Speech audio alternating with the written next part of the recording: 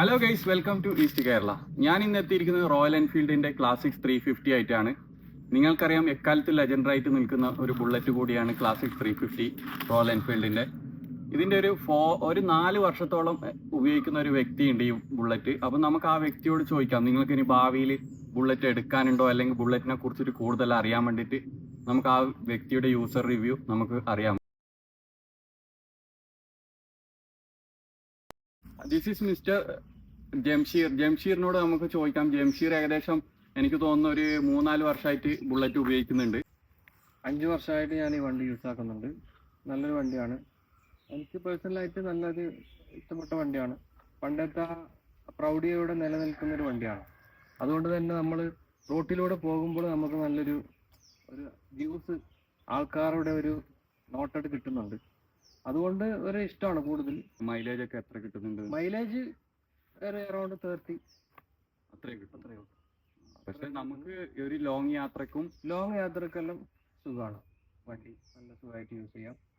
ബുള്ളറ്റും കൊണ്ട് നമ്മൾ റോട്ടിലൂടെ ഇറങ്ങുമ്പോൾ നമുക്കൊരു അറ്റൻഷൻ ഫീൽ ചെയ്യും. ആൾക്കാരുടെ അറ്റൻഷൻ ഫീൽ ചെയ്യുന്നുണ്ട്. അത് ഈ മോഡലിൽ നമുക്ക് പ്രകടമായി തോന്നുന്നുണ്ട്. പക്ഷെ പുതിയ മോഡലിനെക്കാട്ട് അപേക്ഷിച്ചിട്ട് ഇത് പഴയ മോഡലാണല്ലോ. പഴയ മോഡലും കൂടി ഒന്നും കൂടി റീക്രിയേഷൻ ആയിട്ട് വന്നതാണല്ലോ. അതുകൊണ്ട് തന്നെ നമുക്ക് കുറച്ചും കൂടി ബെറ്റർ ആയിട്ട് ആ ഒരു അറ്റൻഷൻ നമുക്ക് ഫീൽ ചെയ്യും. സാധാരണ ഒരു ബൈക്കിൽ പോകുന്നതിനേക്കാളും ഒരു ഫീലും നമുക്ക് ഒന്നാമത് 350cc ആകുമ്പോൾ നമുക്ക് ഒരു വലിയൊരു വണ്ടി എടുത്തിട്ട് പോകുന്ന ഒരു ഫീൽ നമുക്ക് കോൺഫിഡന്റും കൂടി ഈ വണ്ടി തരുന്നു. ഓവർടേക്ക് ചെയ്യുമ്പോൾ ഒക്കെ നമുക്ക് സാധാരണ ഇപ്പൊ ഞാനിപ്പോ ബൈക്ക് സാധാരണ ഗ്ലാമർ ബൈക്കാണ് ഉപയോഗിക്കുന്നത്. അപ്പൊ ഞാൻ പലപ്പോഴും ഈ ബുള്ളറ്റ് എടുക്കുമ്പോൾ നമുക്ക് തന്നെ ഒരു ഫീൽ ഉണ്ട്.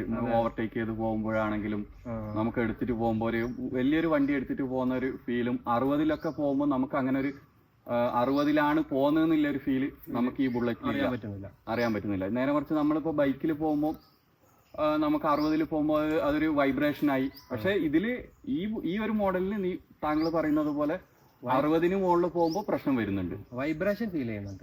അത് ഈ മോഡലിൽ ഇല്ലതാണ് വൈബ്രേഷൻ. പക്ഷെ പുതിയ മോഡലിലൊന്നും വൈബ്രേഷൻ ഫീൽ ചെയ്യുന്നില്ല. ഞാൻ എൻ്റെ ഒരു ഫ്രണ്ടിന്റെ വേറൊരു വണ്ടി യൂസ് ആക്കിയിട്ടുണ്ടായിരുന്നു. 350 തന്നെയാണ്, മെറ്റോ 350.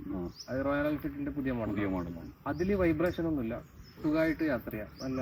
പക്ഷെ ഈ മോഡൽ കുറച്ച് വൈബ്രേഷൻ കൂടുതലാണ്. നിങ്ങൾ അന്ന് എടുക്കുമ്പോൾ ബുള്ളറ്റിന് എത്ര റേറ്റ് ഉണ്ടായിരുന്നു? ബുള്ളറ്റിന് 2 lakhs, അറൗണ്ട് 2 lakhs ആയിരുന്നു. ഇപ്പൊ അതിൽ കുറഞ്ഞിട്ടുണ്ടോ അറിയാൻ പറ്റും? ഇപ്പൊ കൂടുതലാണെന്ന് തോന്നുന്നു. അതുകൊണ്ട് പ്രൈസും കാര്യങ്ങളും അറിയത്തില്ല. പിന്നെ നെഗറ്റീവ് വശങ്ങളിലേക്ക് പോവുകയാണെങ്കിൽ പിന്നെ ഇതാണ് പ്രശ്നം, വൈബ്രേഷൻ ഉണ്ട്. ഇപ്പൊ നമ്മൾ ഗിയർ ഇടുമ്പോൾ നല്ല സൗണ്ടുകൾ കേൾക്കുന്നു. ഗിയർ നമ്മൾ ചേഞ്ച് ചെയ്യുമ്പോൾ നല്ല സൗണ്ട് കേൾക്കുന്നു. പിന്നെ വേറെന്താ, അത്രേ ഉള്ളൂ. കൂടുതലായിട്ട് അങ്ങനെ ഒന്നും പറയാനില്ല.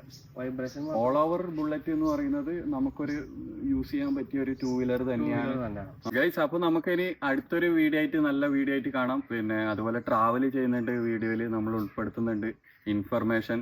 അതുപോലെ തന്നെ വാഹനങ്ങളുടെ റിവ്യൂ ഉണ്ട്.